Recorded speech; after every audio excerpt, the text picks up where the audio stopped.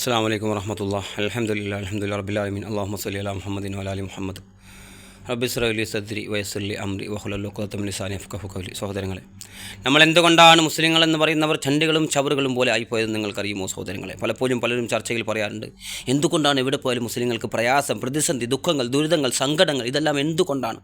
പ്രശ്നത്തിനുമേൽ പ്രശ്നങ്ങൾ, എവിടെ പോയാലും ഒരു നിലയും വിലയുമില്ലാത്തൊരവസ്ഥ പലപ്പോഴും പലരും ചോദിക്കാറുണ്ട്. ഇത്രയും വലിയ വിശ്വാസികളായ ആളുകൾക്ക് പോലും എന്തുകൊണ്ട് അങ്ങനെ സംഭവിക്കുന്നു? പരീക്ഷണങ്ങൾ പരീക്ഷണം, അതേപോലെ ചണ്ടികളെപ്പോലെ ആര് തന്നെ ആക്രമിച്ചാലും ഉപദ്രവിച്ചാലും ഒരു രാജ്യത്തെ ആകട്ടെ ചില പരിമിതികളുണ്ട് എൻ്റെ സംസാരത്തിന്. അതുകൊണ്ട് ഞാൻ കുവൈറ്റിൽ നിന്നുകൊണ്ടാണ് സംസാരിക്കുന്നത്. ചില പരിമിതികളുണ്ട്. പക്ഷേ ഞാൻ പറയട്ടെ, എന്തുകൊണ്ടങ്ങനെ ഒരു ചണ്ടികളെപ്പോലെ ചവറുകളെപ്പോലെ നമ്മളായി എന്ന് ചോദിച്ചാൽ, ഈ ഖുർആനെ നമ്മൾ ഉപേക്ഷിച്ചു കളഞ്ഞു എന്ന് നമ്മൾ ഓർക്കേണ്ടതുണ്ട്. ജൂതന്മാരെക്കുറിച്ച് അല്ലാഹു സുബ്ഹാനഹു വ തആല പറഞ്ഞില്ല, ഗ്രന്ഥം ചുമക്കുന്ന കൈതകളെ പോലെയാണെന്നവർ.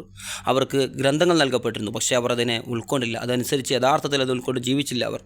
അതുകൊണ്ട് അല്ലാഹു സുബ്ഹാനഹു വ തആല അവർ ആക്ഷേപർഹമായി പറഞ്ഞതാണ് ഗ്രന്ഥങ്ങൾ ചുമക്കുന്ന കൈതകളെ. ആ ഒരു അവസ്ഥ നമുക്കുണ്ടോ എന്ന് നമ്മൾ പരിശോധിക്കണം. നമ്മൾ എന്തുകൊണ്ട് ചണ്ടികളായി എന്ന് പറഞ്ഞാൽ, നമുക്ക് ഈ ഖുർആൻ നൽകപ്പെടുകയും പ്രവാചകൻ നൽകപ്പെടുകയും നമുക്ക് നല്ലൊരു വഴികാട്ടിയും നേതാവും ഉണ്ടായിട്ടും ഒരു നല്ലൊരു ഗ്രന്ഥം ഉണ്ടായിട്ടും നമ്മളത് മുറുകെ പിടിക്കാതെ നമ്മൾ നമ്മുടേതായ ഇഷ്ടത്തിന് ജീവിക്കുന്ന ഒരവസ്ഥ ഉണ്ടോ? മതപരമായ ഒരു കാര്യം പഠിക്കുന്നത് പോലും നമ്മൾ പലപ്പോഴും പല വീഡിയോകളും പല ന്യൂസുകളും പല കളികളും കായിക രംഗങ്ങളൊക്കെ നിരവധി തവണ മണിക്കൂറുകളും ഇരുന്ന് കാണുന്ന നമ്മൾ ഒരു 10 മിനിറ്റ് നല്ലൊരു സംസാരം, നല്ലൊരു പ്രഭാഷണം, നല്ലൊരു വിഷയം, ഖുർആനും ഹദീസുമായി ബന്ധപ്പെട്ട വിഷയം, അത് പറയുന്നവൻ്റെ ക്വാളിറ്റി നോക്കി, മുഖം നോക്കി, തുണി നോക്കിയിട്ടല്ല, മറിച്ച് അവിടെ പറയുന്നത് വിശുദ്ധ ഖുർആനും ഹദീസാണോ, അത് സഹിയായ ഹദീസും ഖുർആനുമാണെങ്കിൽ ശ്രദ്ധയോടെ കേൾക്കാൻ, അതൊന്ന് ജീവിതത്തിൽ പകർത്താൻ വേണ്ടി ശ്രമിക്കാൻ നമ്മൾ തയ്യാറാക്കണം സഹോദരങ്ങളെ. എങ്കിൽ ജീവിതത്തിൽ വലിയ മാറ്റമുണ്ടാകും. നമ്മുടെ കുടുംബത്തിൽ അന്തരീക്ഷത്തിൽ സമാധാനം, ശാന്തിയും ഉണ്ടാകണമെങ്കിൽ, നമുക്ക് ലോകാടിസ്ഥാനത്തിൽ തന്നെ വിജയവും എല്ലാം ഉണ്ടാകണമെങ്കിൽ, ഒരു ഇസ്സത്ത് ഉണ്ടാകണമെങ്കിൽ, ഉമർ ഇബ്നുൽ ഖത്താബ് റളിയല്ലാഹു അൻഹു പറഞ്ഞ വാക്ക് ഞാൻ നിങ്ങളെ ഓർമ്മിപ്പിക്കുകയാണ്. ഉമർ റളിയല്ലാഹു അൻഹു പറഞ്ഞു, നമുക്ക് ഇസ്സത്ത്, അത് ഇസ്ലാമാണ് നമ്മുടെ ഇസ്സത്ത്. ഏറ്റവും വലിയ പ്രതാപം അത് ഇസ്ലാമാണ് നമ്മുടെ പ്രതാപം. അദ്ദേഹത്തിൻ്റെ ആ ബൈത്തുൽ മുഖദ്ദസിൻ്റെ ചാവി വാങ്ങാൻ പോകുന്ന രംഗം നിങ്ങൾ ഓർക്കുക സഹോദരങ്ങളെ, അവിടെ അദ്ദേഹം പറഞ്ഞ വാചകങ്ങൾ. അതേപോലെ നമുക്ക് ഇസ്സത്ത് ഉണ്ടാകണമെങ്കിൽ ഖുർആനും ഹദീസും പ്രവാചകൻ്റെ ചെറിയ മുറുകെ പിടിച്ചിടത്തോളം കാലം മുറുകെ പിടിച്ചാൽ മാത്രമേ നമുക്കൊന്നും ഉണ്ടാവുകയുള്ളൂ. ശരി, ഞാൻ വിഷയത്തിലേക്ക് വരാം. ഇവിടെ അല്ലാഹു സുബ്ഹാനഹു വ തആല നിരവധി തവണ അൽ മാൽ വൽ ബനൂന സീനത്തുൽ ഹയാത്തുദ് ദുനിയ, ഈ ഒരു പാറ്റേൺ ഖുർആനിൽ നിരവധി തവണ ആവർത്തിച്ച് വന്നാൽ നമുക്ക് കാണാൻ വേണ്ടി സാധിക്കും. പല സ്ഥലത്തും അല്ലാഹു സുബ്ഹാനഹു വ തആല ഒരു പരീക്ഷണമാണെന്ന് പറയുന്നു, ഒരു ഫിത്നയാണെന്ന് പറയുന്നു, അതുപോലെ നിങ്ങൾ അവരെ സൂക്ഷിക്കണമെന്ന് പറയുന്നു. അങ്ങനെയുള്ള വചനങ്ങളൊക്കെ നമുക്ക് വിശുദ്ധ ഖുർആനിൽ കാണാൻ വേണ്ടി സാധിക്കും. മറ്റൊരു സ്ഥലത്ത് 64-ാം അധ്യായം 15-ാമത്തെ വചനം, ഞാനിവിടെ കാണിച്ചത് 18-ാം അധ്യായം സൂറത്ത് കഹ്ഫിൻ്റെ 46-ാമത്തെ വചനമാണ്. അതേപോലെ മറ്റൊരു സ്ഥലത്ത് അല്ലാഹു സുബ്ഹാനഹു വ തആല പറഞ്ഞു, 64-ാം അധ്യായം 15-ാമത്തെ വചനം, ഇന്നമാ അംവാലുക്കും വഔലാദുക്കും ഫിത്ന വല്ലാഹു ഇൻദഹു അജ്റുൻ അലീം. നിങ്ങളുടെ സ്വത്തുക്കളും നിങ്ങളുടെ സന്താനങ്ങളും ഒരു പരീക്ഷണം മാത്രമാകുന്നു, അല്ലാഹുവിലാകുന്നു മഹത്തായ പ്രതിഫലമുള്ളത്. അതേപോലെ മറ്റൊരു സ്ഥലത്ത് അല്ലാഹു സുബ്ഹാനഹു വ തആല പറഞ്ഞു, ഇന്നമാ അംവാലുക്കും വഔലാദുക്കും ഫിത്ന വല്ലാഹു ഇൻദഹു അജ്റുൻ അലീം. യാ അയ്യുഹല്ലദീന ആമനൂ, അല്ലയോ വിശ്വാസികളെ, വിശ്വാസികൾ വിളിച്ചുകൊണ്ട് അല്ലാഹു തആല പറയുകയാണ്, സത്യവിശ്വാസികളെ, നിങ്ങളുടെ സ്വത്തുക്കളും സന്താനങ്ങളും അല്ലാഹു പറ്റിയുള്ള സ്മരണയിൽ നിന്ന് നിങ്ങളെ ശ്രദ്ധ തിരിച്ചുവിടാതിരിക്കട്ടെ. അതുപോലെ മറ്റൊരു സ്ഥലത്ത് അല്ലാഹു സുബ്ഹാനഹു വ തആല പറഞ്ഞു, യൗമ ലാ യൻഫഉ മാലുൻ വലാ ബനൂൻ, അതായത് സ്വത്തുക്കളോ സന്താനങ്ങളോ പ്രയോജനം ചെയ്യപ്പെടാത്തൊരു ദിവസം. അതൊരു ദിവസത്തെ നിങ്ങൾ സൂക്ഷിക്കണേ. അപ്പോൾ പലപ്പോഴും ഈ സ്വത്തും സന്താനങ്ങളും തന്നെ അല്ലാഹു സുബ്ഹാനഹു വ തആല ഈ പാറ്റേൺ ഇങ്ങനെ പറയാനുള്ള കാരണം പണ്ഡിതന്മാർ വിശദീകരിക്കുന്നത് നമുക്കറിയാം. പലപ്പോഴും പലരും തെറ്റുകൾ ചെയ്യുന്നത്, പല അധർമ്മങ്ങളിൽ പെട്ടുപോകുന്നത്, അതേപോലെ അള്ളാഹുവിലേക്ക് അടുക്കുന്നതിൽ നിന്ന് നമസ്കാരം, അതുപോലെ ദിക്റുകൾ, ദുആകൾ, തസ്ബീഹുകൾ, ഇതിൽ നിന്നെല്ലാം തടയുന്നത് ഈ സ്വത്തും സന്താനങ്ങളുമാണ്. പലപ്പോഴും തൻ്റെ സ്വത്തിനു വേണ്ടി ഒരുപാട് കഷ്ടപ്പെട്ട് തൻ്റെ ബിസിനസ്സുകൾ, സാമ്രാജ്യങ്ങൾ കെട്ടിപ്പടുക്കാൻ വേണ്ടി, ദുനിയാവിൻ്റെ വിരുദ്ധിക്ക് വേണ്ടി നമുക്ക് ജോലി വേണം, സമ്പത്ത് വേണം, ശരിയാണ്. പക്ഷേ അതിന് തന്നെ മുഴുകി ജീവിക്കുന്നൊരവസ്ഥ നമുക്കുണ്ടാകരുത്. അതുപോലെ സന്താനങ്ങളും നമ്മൾ വഴിതെറ്റിച്ച് കളയരുത്. നമ്മുടെ സന്താനങ്ങൾ ചിലപ്പോൾ നമ്മളെ വഴിതെറ്റിക്കാം, പല രീതിയിലും മതപരമായ കാര്യങ്ങളിൽ നിന്ന് തടഞ്ഞു വെച്ചേക്കാം. അതേപോലെ ഹജ്ജ് ചെയ്യുന്നതിൽ നിന്നോ, കർമ്മങ്ങൾ ഉംറ ചെയ്യുന്നതിൽ നിന്നോ, അതുപോലെ നല്ല നല്ല കാര്യങ്ങൾക്ക് സദക്ക ദാനധർമ്മങ്ങൾ ചെയ്യുന്നതിൽ നമ്മളെ ഈ സന്താനങ്ങൾ നമ്മൾ തടയരുത്. പലരും പറയാറ്, എനിക്ക് 2 മക്കളാണ്, പെൺമക്കളുണ്ട്, അവർക്ക് കൊടുക്കണം, അവരെ കെട്ടിച്ചേക്കണം, അങ്ങുമായി ബന്ധപ്പെട്ടുള്ള ചിന്തകളും കാര്യങ്ങളുമാണ്. മതപരമായ ഒരു 5 ദീനാർ, ഒരു ദീനാർ പിരിവിന് വരുമ്പോൾ പോലും ആളുകൾ പറയുന്നത് എന്താ, എൻ്റെ കുടുംബത്തിൽ തന്നെ എനിക്ക് തേയുന്നില്ല എന്ന ഒരു പരാതികൾ പറയുന്നത് നമുക്ക് കാണാൻ വേണ്ടി സാധിക്കും. പലരും വിചാരിക്കുന്നത് തൻ്റെ മക്കൾക്ക് വേണ്ടി, ശരിയാണ്, മക്കളെ നല്ല രീതിയിൽ പഠിപ്പിച്ചയക്കണം, പെൺകുട്ടികളാണ് പ്രത്യേകിച്ചും നമ്മൾ ശ്രദ്ധിക്കണം. നല്ല രീതിയിൽ പഠിപ്പിക്കുകയും അവരെ നല്ല രീതിയിൽ കെട്ടിച്ചയക്കുകയും അവർക്ക് നല്ല രീതിയിൽ അവരെ കെട്ടിച്ചയക്കുകയും ചെയ്താൽ, പഠിപ്പിക്കുകയും കെട്ടിച്ചയക്കുകയും ചെയ്താൽ വലിയ പ്രതിഫലമുണ്ട്, അവർക്ക് സ്വർഗ്ഗമുണ്ടെന്ന് പ്രവാചകൻ പറഞ്ഞിട്ടുണ്ട് വിശ്വാസിയാണെങ്കിൽ. അതേപോലെ നമ്മൾ ശ്രദ്ധിക്കേണ്ട വിഷയം കൂടിയാണിത്. അതേപോലെ നമുക്ക് ഒരു ബൈക്കിലൊക്കെ പോകുന്നത് നിങ്ങൾ സങ്കല്പിച്ചൊക്കെ സഹോദരങ്ങൾ മനസ്സിലാക്കാൻ വേണ്ടി പറയുകയാണ്. ഏറ്റവും നന്നായി അറിയുന്നവൻ അള്ളാഹു മാത്രമാണ്. നമ്മൾ ബൈക്കിൽ പോവുകയാണെങ്കിൽ 10,000 രൂപ കീസലിട്ട് പോവുകയാണെങ്കിൽ നമ്മൾ എത്ര പ്രാവശ്യം നമ്മൾ ശ്രദ്ധിക്കും അത്. അതേപോലെ നമ്മളെ മക്കളെ കാര്യത്തിൽ നമ്മൾ ശ്രദ്ധിക്കാൻ വേണ്ടി ആകണം എന്നുകൂടി ഈ അവസരത്തിൽ ഞാൻ ഓർമ്മിപ്പിക്കുകയാണ്. അതേപോലെ നിരവധി പണ്ഡിതന്മാർ, മുഫസ്സിറുകളായ ഇമാമുകളായ ആളുകൾ ഈ ഒരു വചനങ്ങൾക്ക് വ്യാഖ്യാനം നൽകിയത്, വിശദീകരണം നൽകിയത് എന്താണെന്ന് നമുക്ക് നോക്കാം. ഇബ്നു അബ്ബാസ് റളിയല്ലാഹു, നമുക്കറിയാം റഹീസുൽ മുഫസ്സിരീൻ എന്നാണ് ഇബ്നു അബ്ബാസ് റളിയല്ലാഹു അറിയപ്പെടുന്നത്. അദ്ദേഹത്തെ പ്രവാചകൻ സ്വല്ലല്ലാഹു അലൈഹി വസല്ലം അദ്ദേഹത്തിൻ്റെ നെഞ്ചിൽ കൈവെക്കുകയും അദ്ദേഹത്തിന് ഖുർആൻ അഗാധമായി ജ്ഞാനം നൽകണേ എന്ന് പ്രവാചകൻ സ്വല്ലല്ലാഹു അലൈഹി വസല്ലം പ്രാർത്ഥിക്കുകയും ചെയ്ത സഹാബിയാണ് ഇബ്നു അബ്ബാസ് റളിയല്ലാഹു അൻഹു. റഹീസുൽ മുഫസ്സിരീൻ എന്നാണ് അദ്ദേഹം അറിയപ്പെടുന്നത്.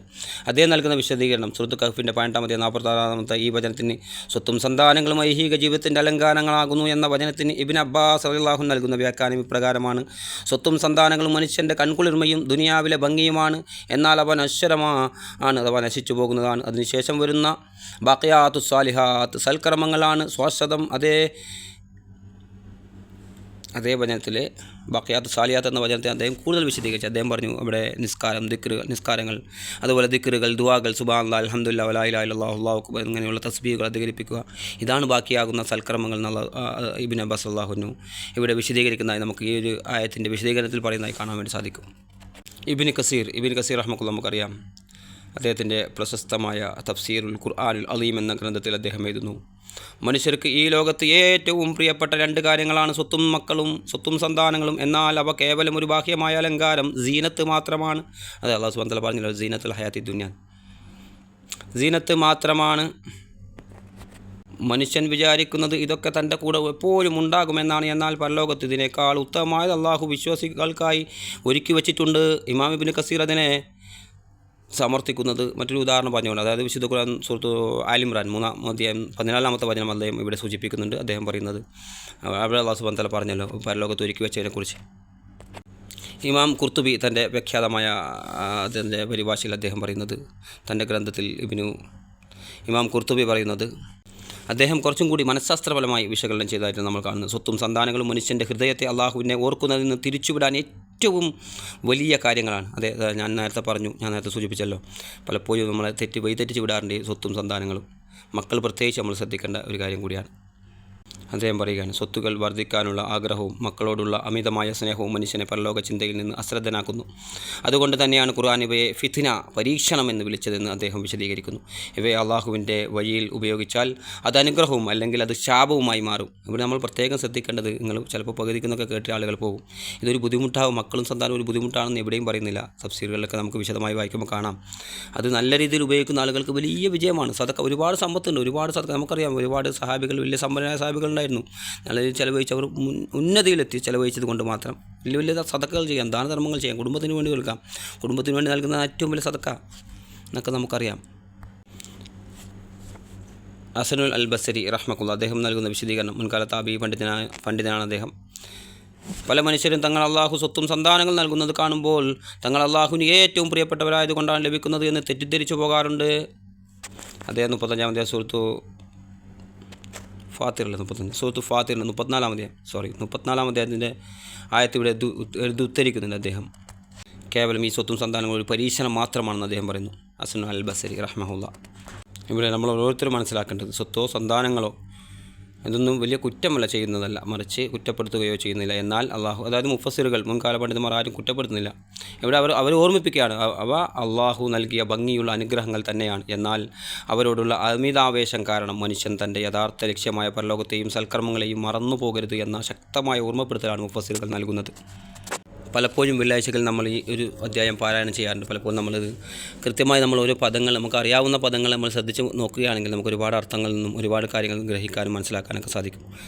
പലപ്പോഴും നമ്മൾ കേൾക്കുന്നതാണ്, ഈ ഖുർആനിൽ നമ്മൾ 18-ാമത്തെ സൂറത്ത് പലപ്പോഴും പാരായണം ചെയ്യുന്നു, അൽമാലു വൽ ബനൂന സീനത്തുൽ ഹയാത്തിദ് ദുനിയ വൽ ബാഖിയാത്തു സാലിഹാത്തു ഖൈറു മിൻദ റബ്ബിക സവാബൻ വ ഖൈറു അമലാ.